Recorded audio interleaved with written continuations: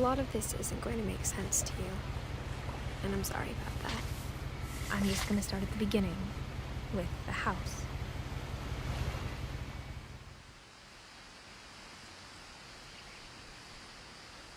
Someone had put up a chain link fence, but it looked like I wasn't the first person to hop it.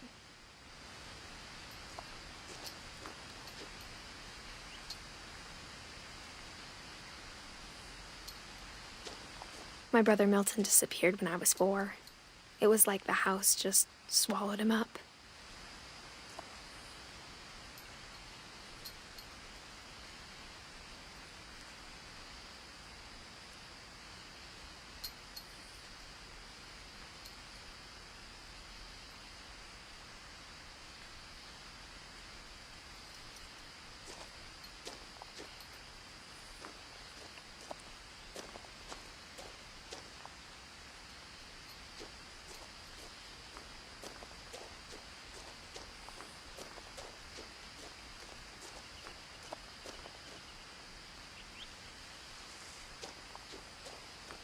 I lived here until I was 11, but I wasn't allowed inside half the rooms.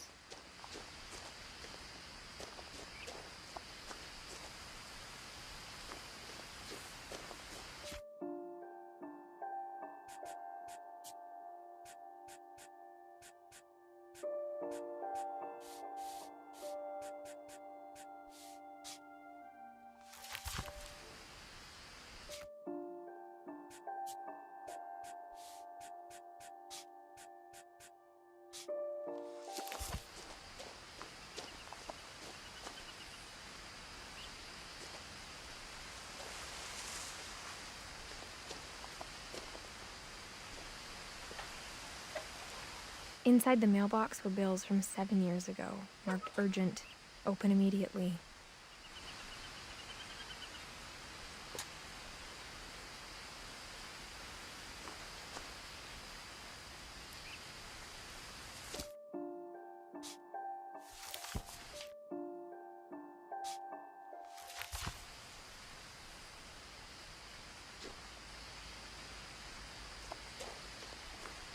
I hadn't been back since my brother Lewis's funeral.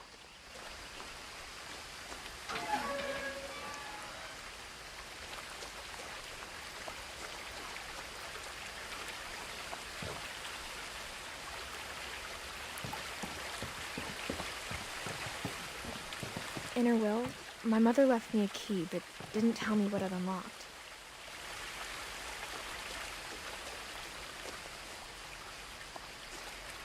Maybe she thought I'd know, or she thought that the mystery would be enough to bring me back.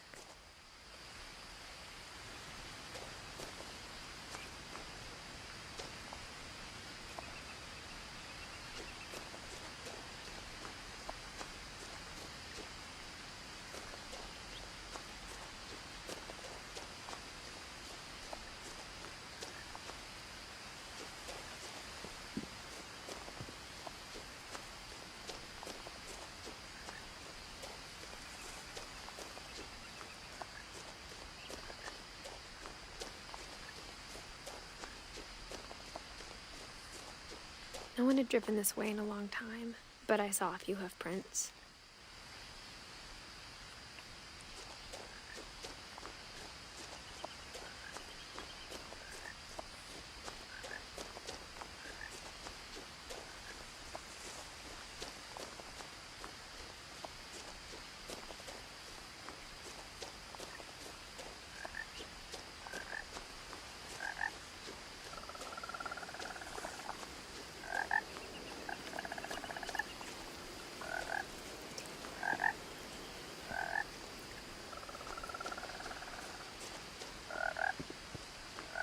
The truth is, even after I inherited the house, I never thought I'd come back to it.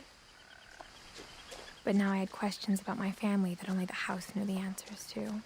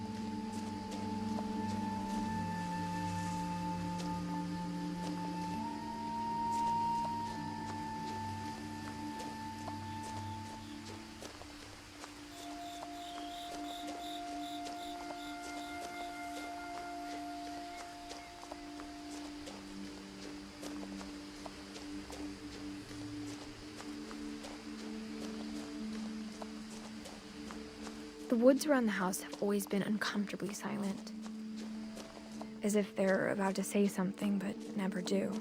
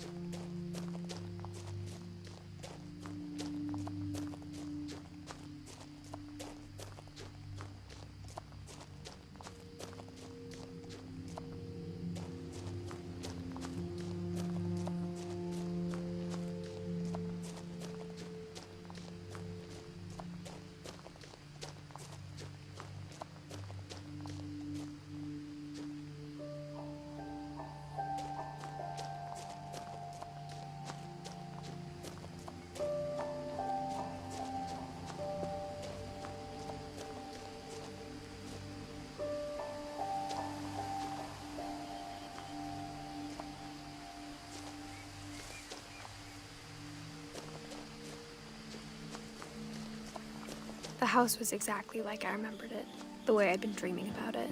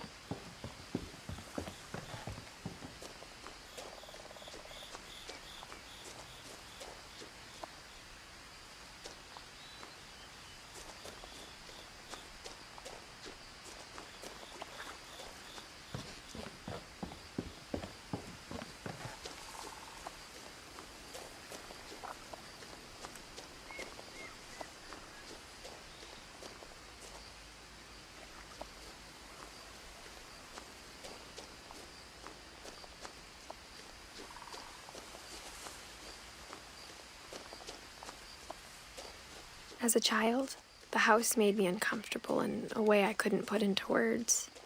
Now, as a 17-year-old, I knew exactly what those words were. I was afraid of the house.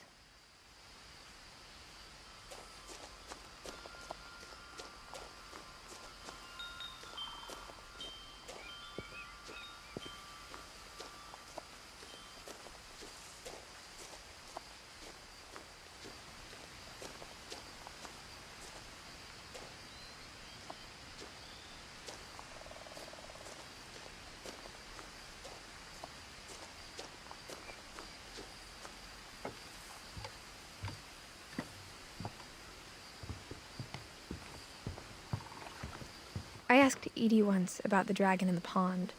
She said it had killed her husband. I was 6. It seemed like an odd joke to me even then.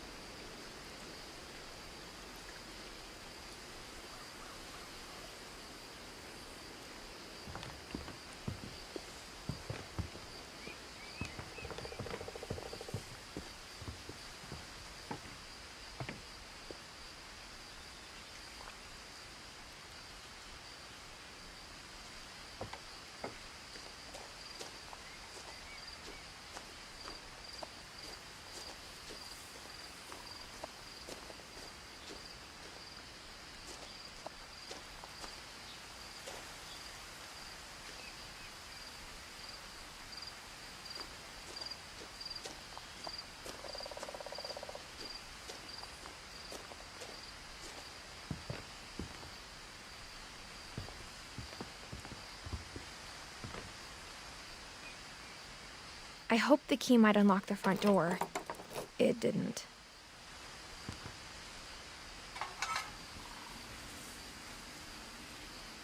Looking in, I felt like the house itself had been waiting for me.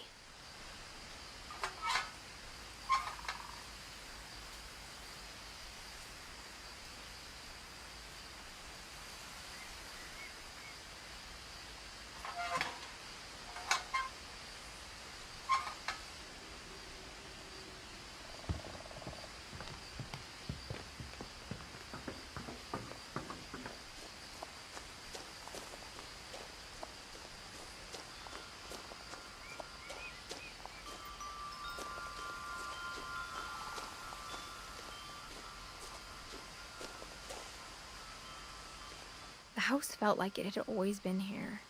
Even the swing set was older than my mother.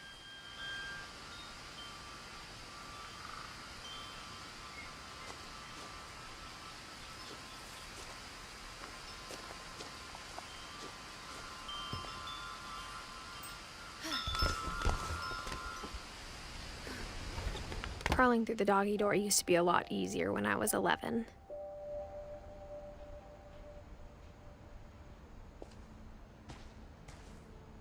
The power had been turned off the night we left.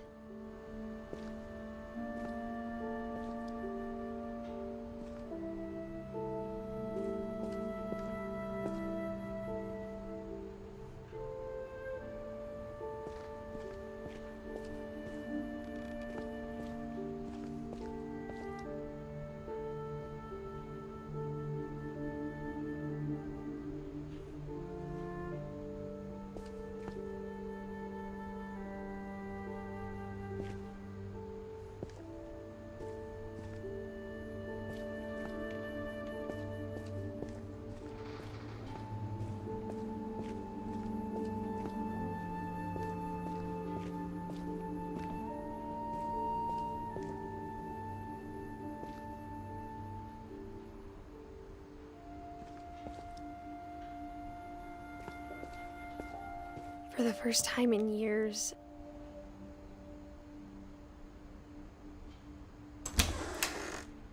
I felt like I was home.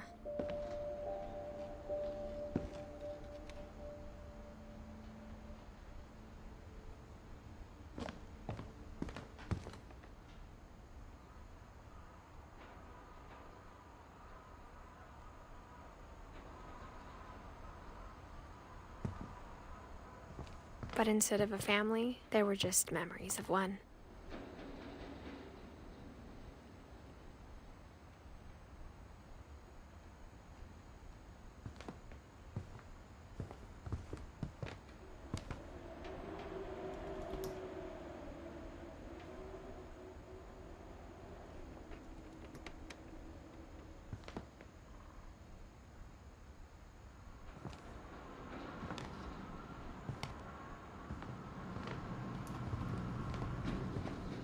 Like how after Louis started working at the cannery, we all got sick of eating salmon.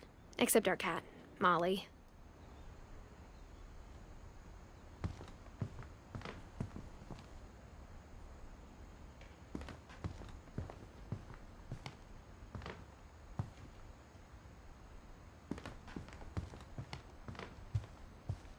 The table was still a wreck from the night we left. It was like a bomb had gone off, killing everyone but sparing the furniture.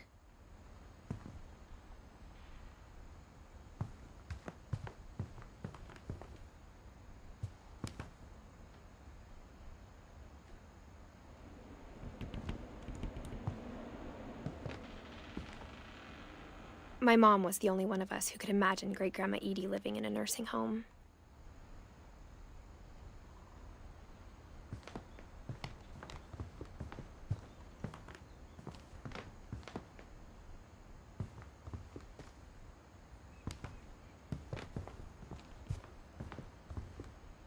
Nothing in the house looked abnormal. There was just too much of it, like a smile with too many teeth.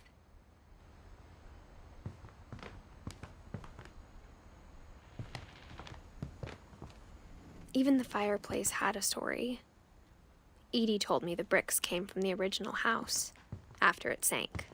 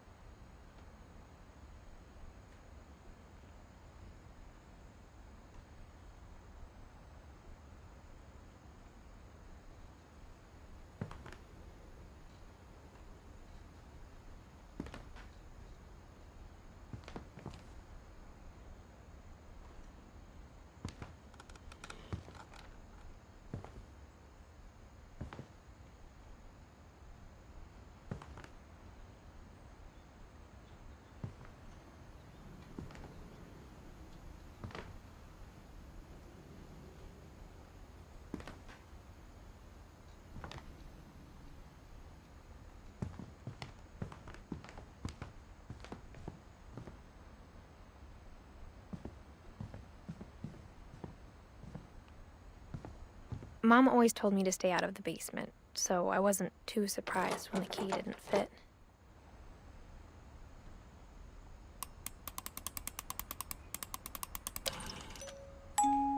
Great-Grandpa Sven built a music box for Barbara, along with the rest of the house.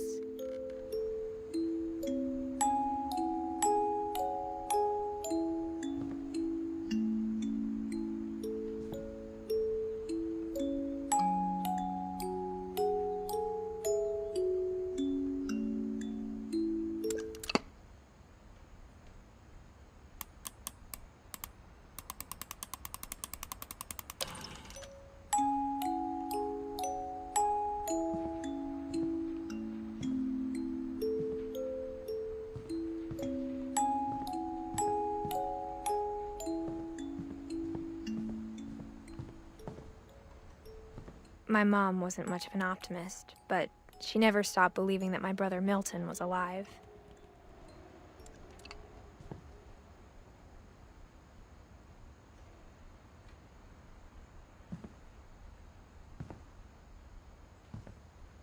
A lot of things got left behind in the whirlwind of that last night.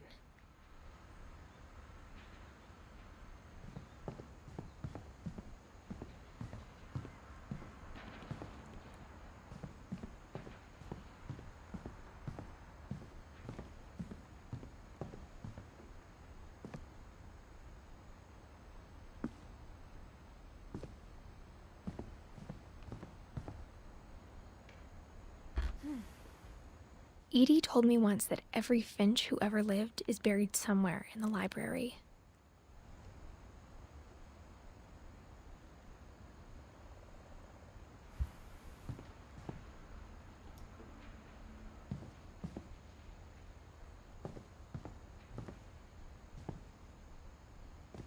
After Milton disappeared, Mom sealed up all the bedrooms. Then Edie retaliated and drilled peepholes.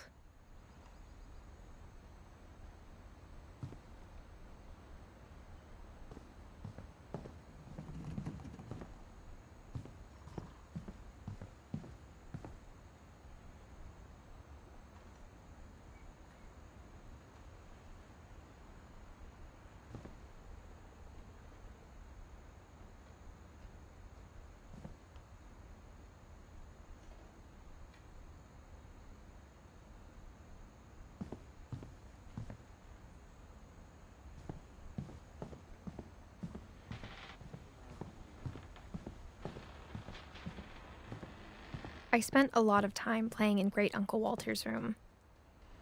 I think my mom sometimes regretted not sealing it up.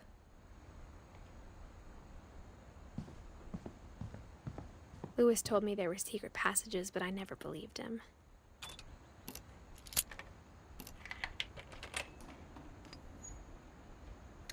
Turns out, my mom was really good at keeping secrets. Now it was time to find out what my mom had been afraid of.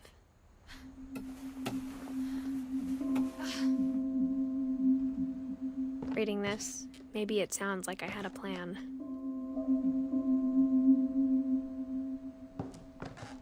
But I had no idea what was behind that door.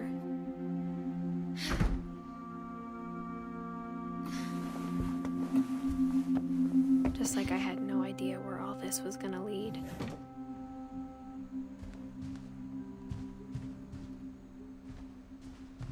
I grew up looking at Molly's room through the peephole. Molly's gerbil had a tiny bedroom with its own even tinier gerbil cage.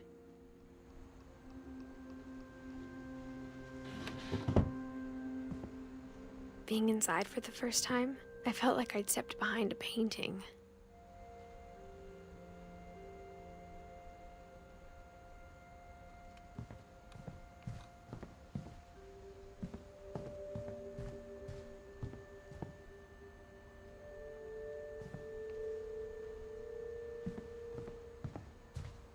I got the sense Edie had spent a lot of time here, before my mom sealed the doors.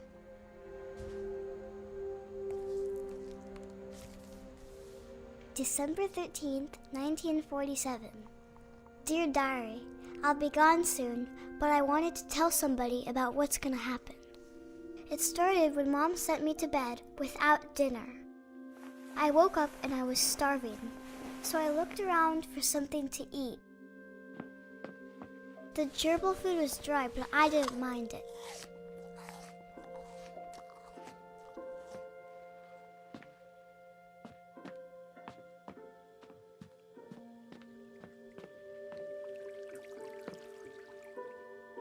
I thought about eating Christopher, but I held back.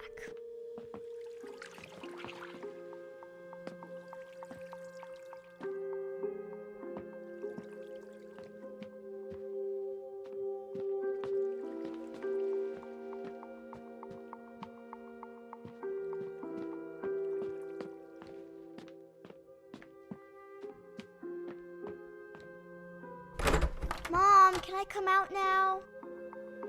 Sweetheart, it's late. Go to sleep.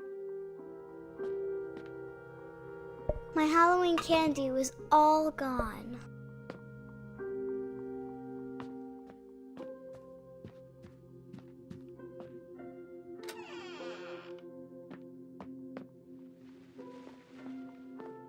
I ate a lot of things that night.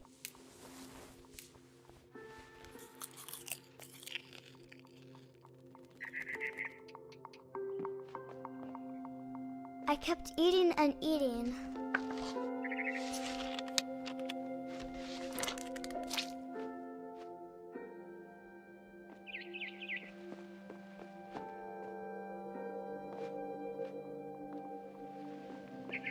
Then I heard chirping outside my window. It was a barn swallow going back to her nest. I reached out for her.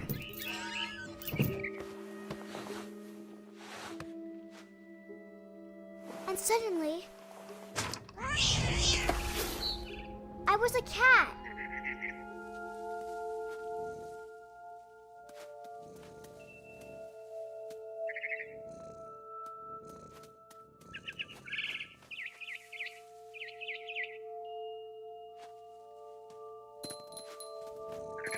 I tried to be quiet, but the bird was really scared.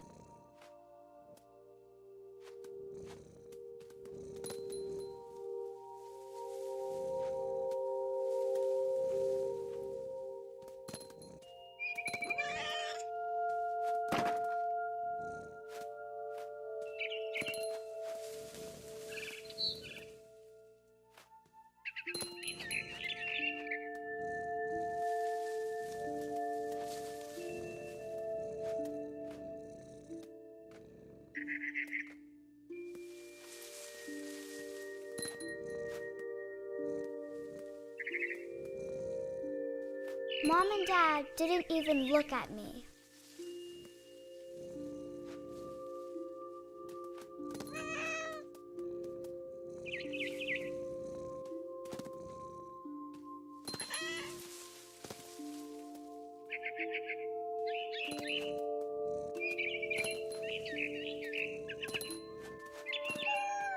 I jumped and I almost got her.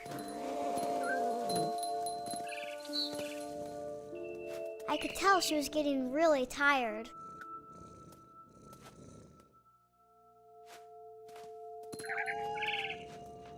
Now I was up in the big tree. I promised Dad I wouldn't climb it anymore. All I cared about was eating that mama bird. I gobbled her up. And suddenly, I was an owl. First, all I heard was the wind. Then I heard little teeth nibbling in the grass.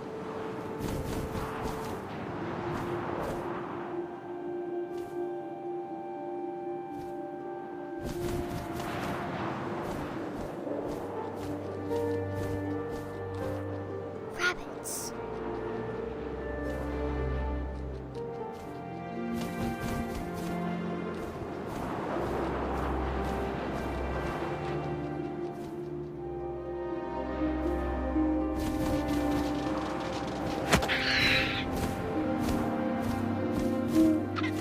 I imagined his face looking up and seeing mine through my talons. I swallowed him up, and I didn't chew one bit. Then I flew off to find something bigger.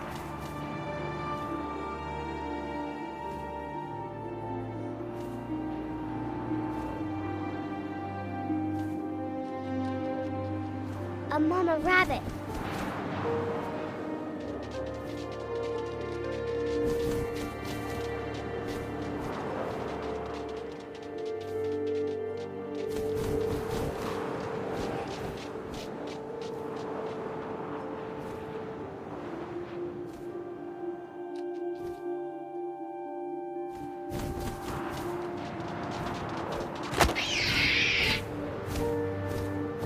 She was almost too big to carry.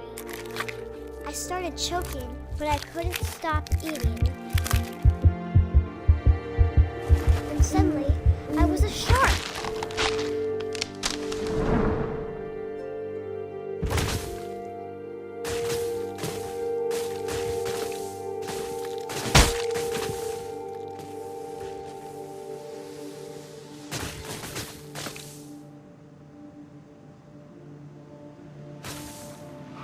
I rolled off a cliff and into the ocean.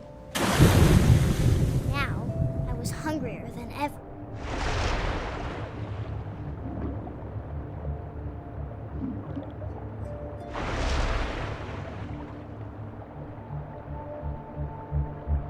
I wanted fat, juicy seals.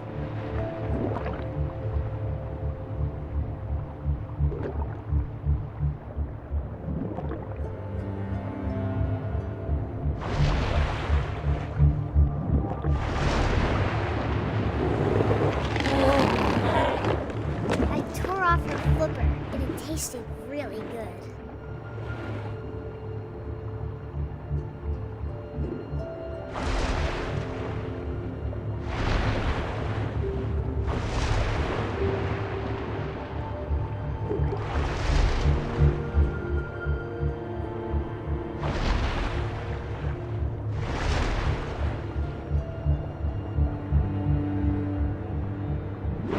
Grabbed on tight. When I was so hungry, I jumped out of the water. When I opened my eyes, everything had changed.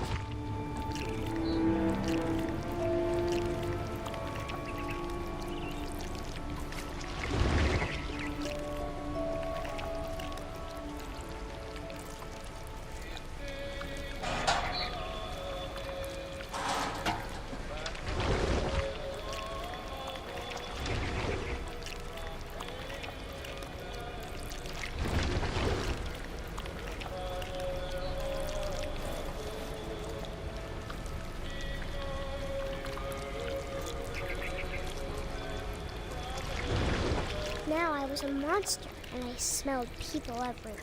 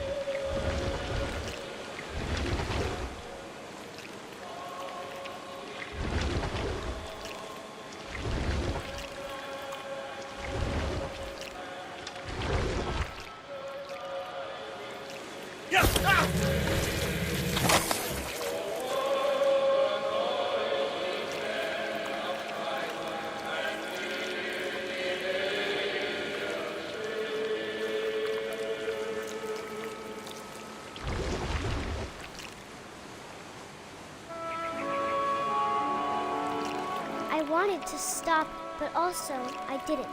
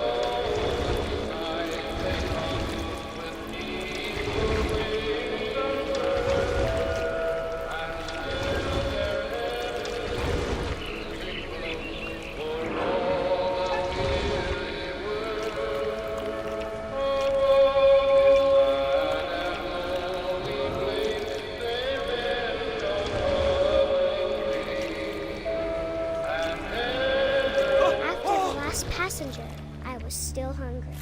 And across the water, we smelled something new. Something I had to have, so I swam towards it.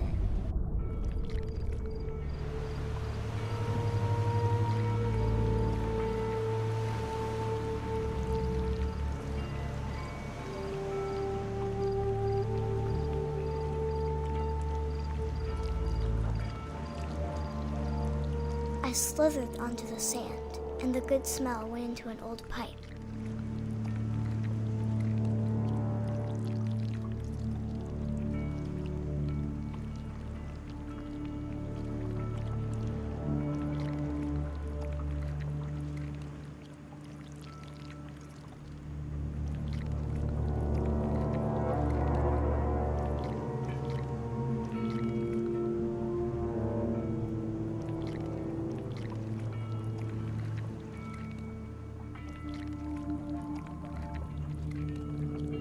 I got closer and closer.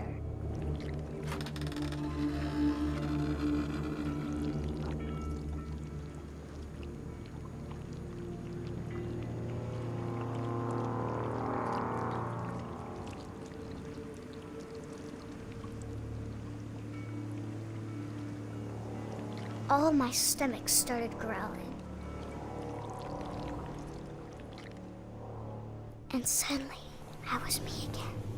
I held my breath for a long time, but I couldn't hear anything. I think it's waiting for me to fall asleep. But it's not going to wait much longer. It needs to feed, and we both know I will be delicious.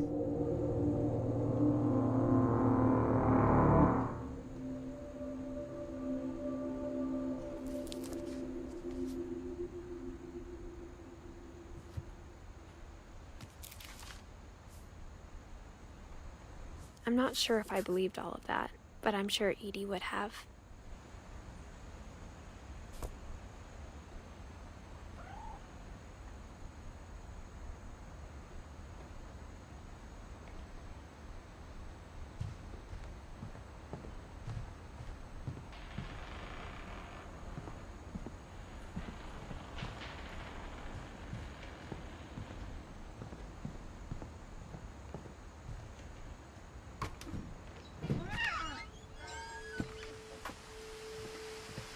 This will be obvious later, but my mom never told me any of these stories.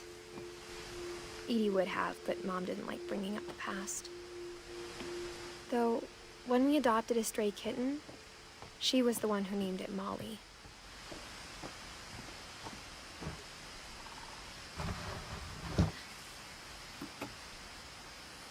I spent a lot of time in Great-Grandma Edie's room.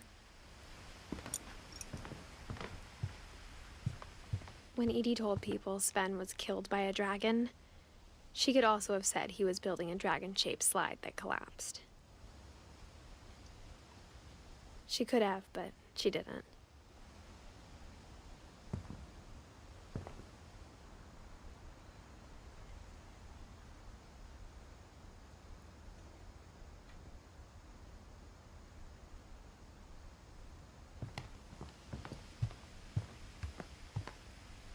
Louis died a week before we left, but Edie had already started to memorialize him. Her room was like a museum.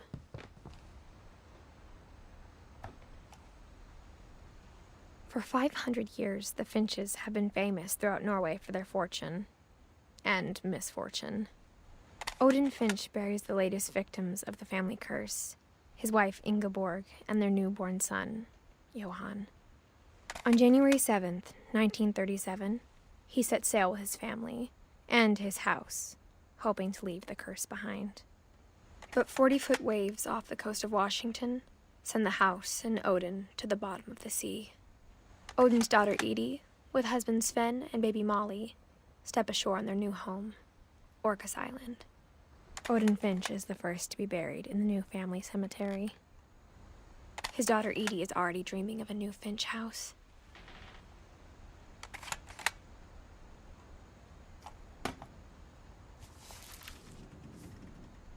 Whatever's wrong with this family, it goes back a long ways.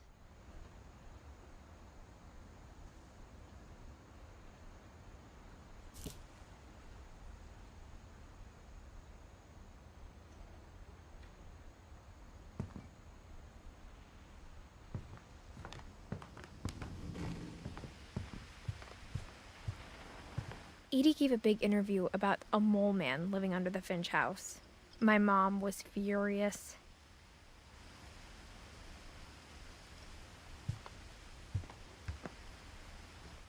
I hadn't thought of myself as Edith Jr. for a long, long time.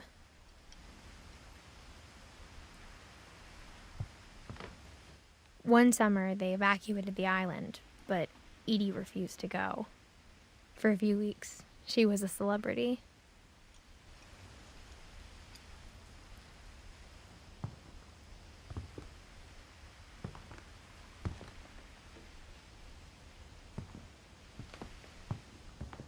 Even in her 90s, sometimes Edie seemed a lot younger than my mother.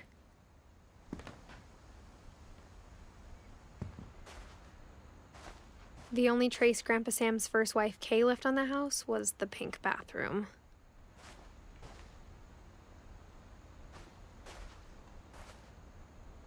It was a pretty big trace.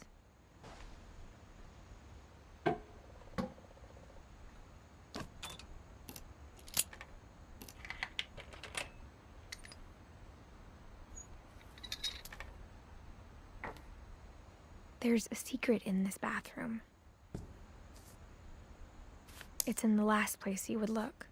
It isn't in the cupboard. It's hidden in this book.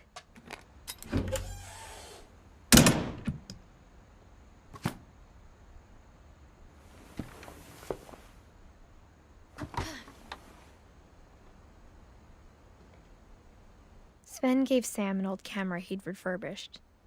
He never put it down.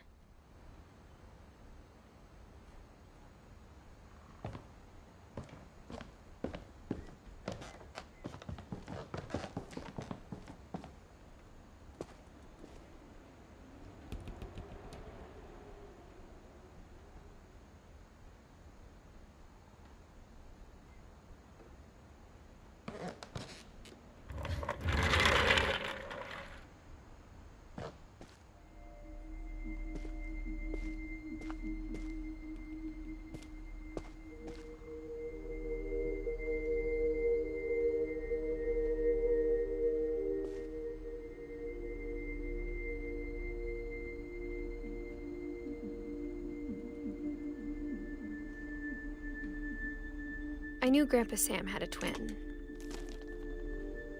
and that he never talked about him. I guess my grandpa didn't like history any more than my mom did.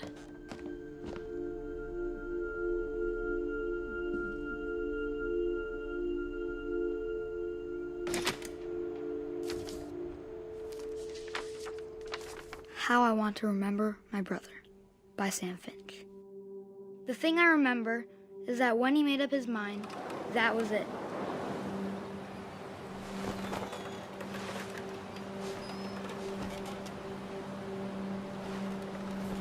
My My brother said he'd die before he ate another mushroom. And he did.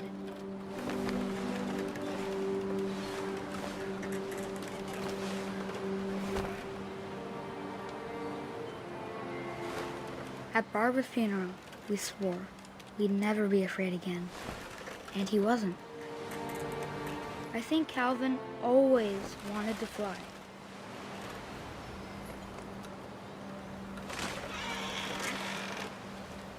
Sam! Calvin! Dinner's ready! Coming!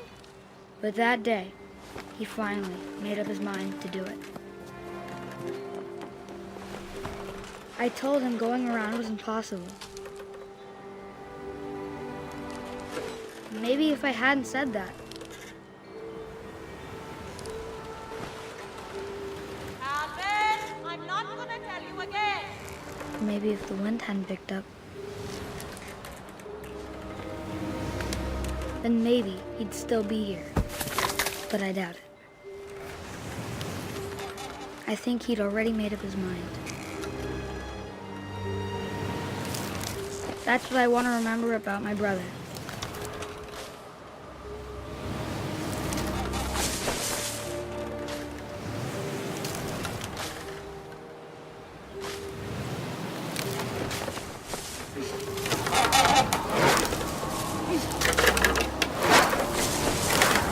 The day he made up his mind to fly. And he did.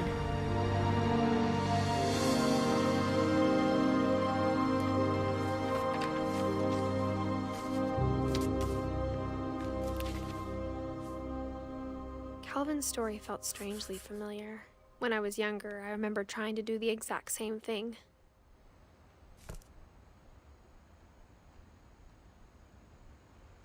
After the funeral, Edie roped off Calvin's half of the room.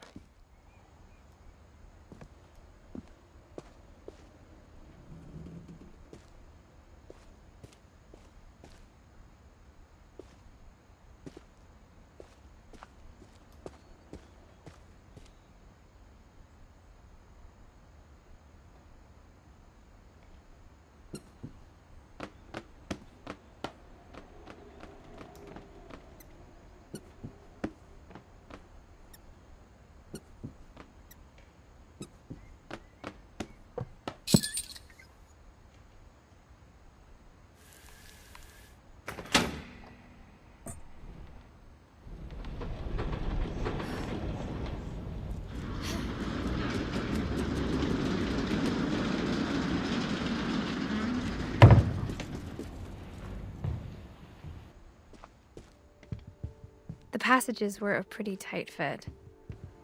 They'd obviously been built for smaller hands and bellies.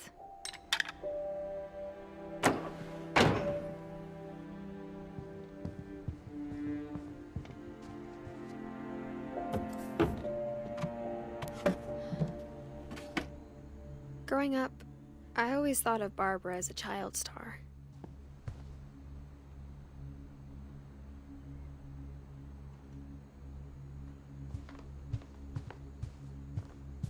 I never thought about how hard it must have been for her afterwards.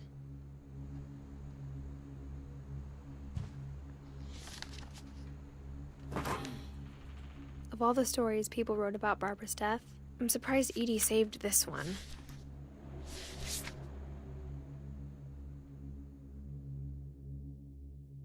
Old Jack here with another ghastly tale inspired by America's most unfortunate family. I'm calling it The Surprise Ending of Barbara Finch. As a child star, Barbara was famous for her scream.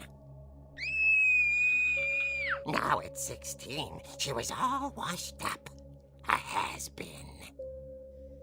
But in a lucky break, she'd been asked to perform her signature scream at a local convention for monster movie fans. It was just the boost her career needed. Unfortunately, her scream hadn't aged well. Getting better. I think you just need the right motivation. her biggest fan and current boyfriend, Rick, was about to demonstrate when... Now that was a great scream. It was Barbara's father, Sven. He'd slipped into a table saw and had to be rushed to the emergency room. So Barbara got stuck babysitting her youngest brother, Walter. Her convention comeback was cancelled. Okay, I'm hearing frustration, but I'm not hearing terror. What if I tried... A gang of hoodlums in Halloween masks have been terrorizing Orcas Island tonight. Police are urging residents to... That came from the basement. You're right! Also, I loved your delivery on that. Why is your basement door locked? Because my dad likes making puzzles and secret passages. There's a key hidden in the music box. The secret is to keep winding and winding until finally the key pops out. Thanks, babe. I'll be back in a sec. 20 minutes later, Rick hadn't returned. So Barbara went to look for him, right on cue. She reached for the music box. And as she wound the key, she listened for Rick, but the house was silent.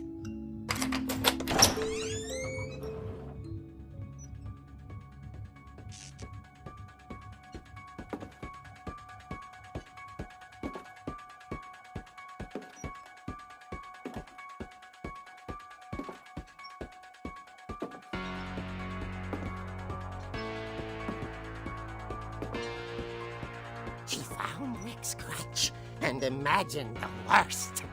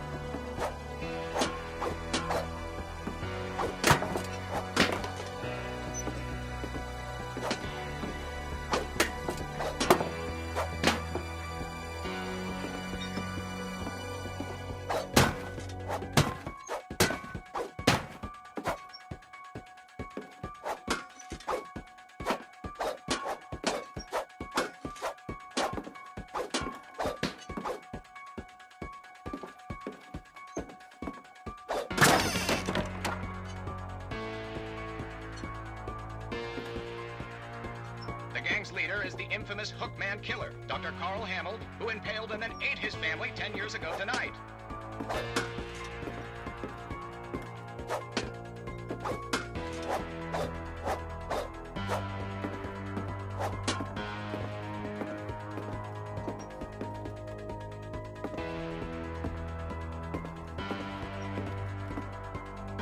The old fridge rattled and grew still.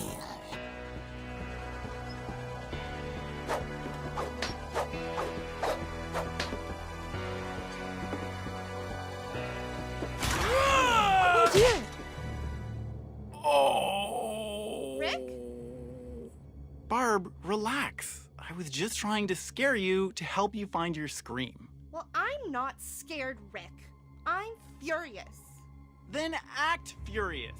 All I'm getting from you now is that you're hurt and confused and you're... She threw him out, but she kept a little something to remember him by. Barb, have you seen my other crutch? And she was still holding it when she fell asleep watching the late picture show. Hours later... Barbara!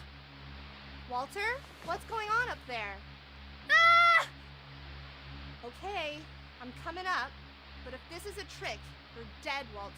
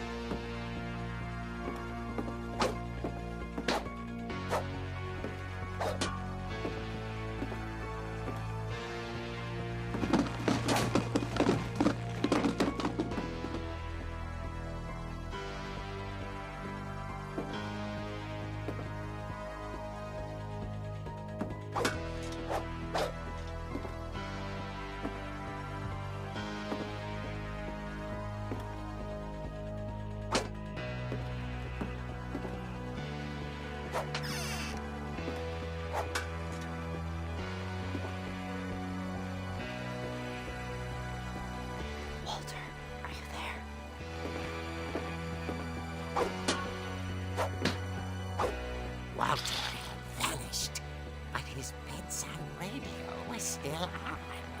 Orcas Island police described the man as 6 feet tall, with a steel hook for a hand. Residents are urged to lock all doors and windows and notify the police of any suspicious activity.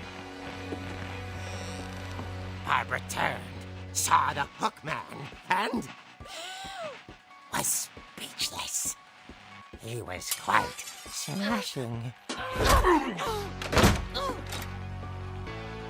there he was. He couldn't get enough of Barbara. Okay, Barbara, there's gotta be another way out of here. That night, she played her part beautifully.